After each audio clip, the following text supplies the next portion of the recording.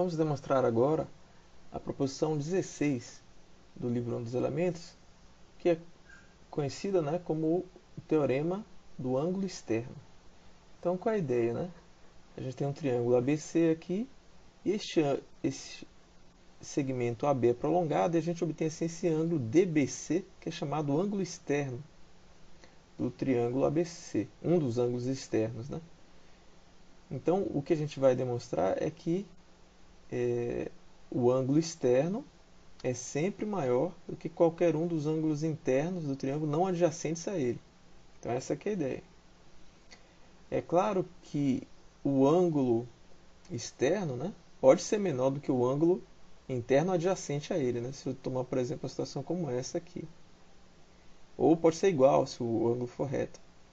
Mas se sempre a gente vai ter que um ângulo externo é sempre maior do que qualquer um dos ângulos internos não adjacentes.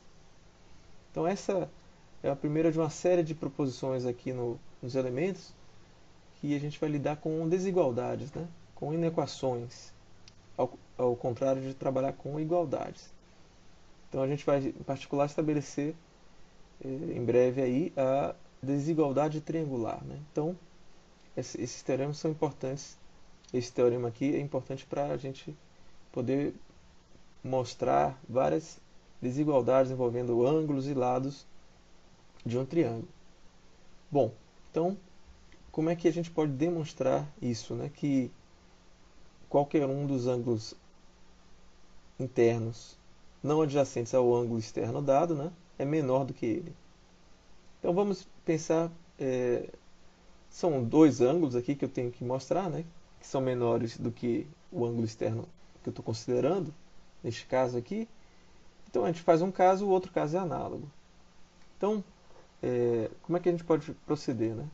Primeiro, pela proposição 10, que é a construção do ponto médio de um segmento, eu posso construir o ponto E de tal maneira que CE seja igual a EB.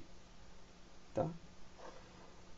Eu posso ligar o A ao E por um segmento, pelo postulado 1, e combinando aqui o postulado 2, postulado 1 e postulado 3, eu posso construir um ponto F aqui, um prolongamento de AE, de tal maneira que AE seja igual a EF. Tá ok?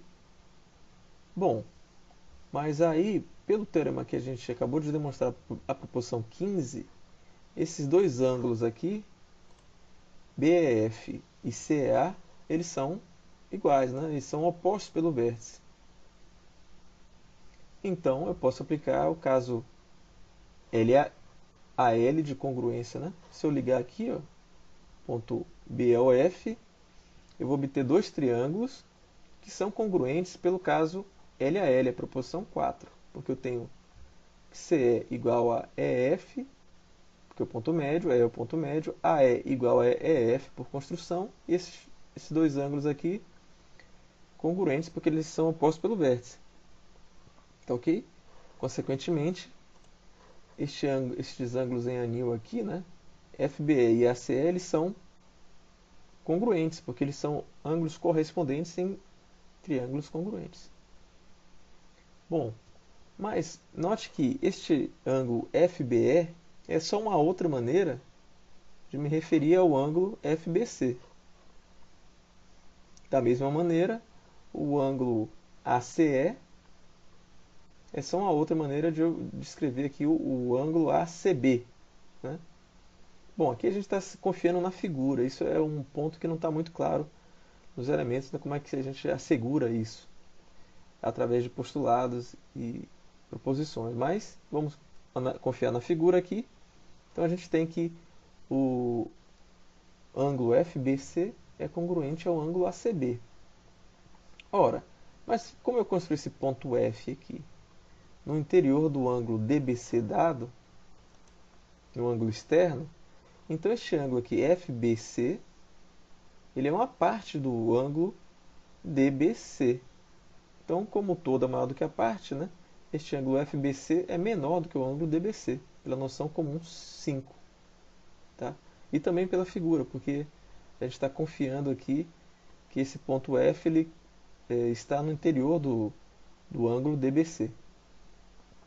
Muito bem, mas se isso acontece, combinando agora 9 e 10, a gente conclui que o ângulo ACB, que é o ângulo interno, não adjacente ao ângulo DBC, é menor do que o ângulo DBC.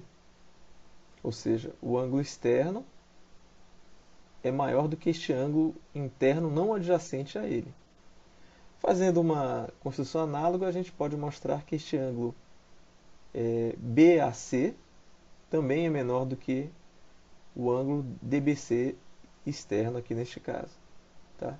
Então, isso conclui a demonstração do teorema do triângulo do ângulo externo.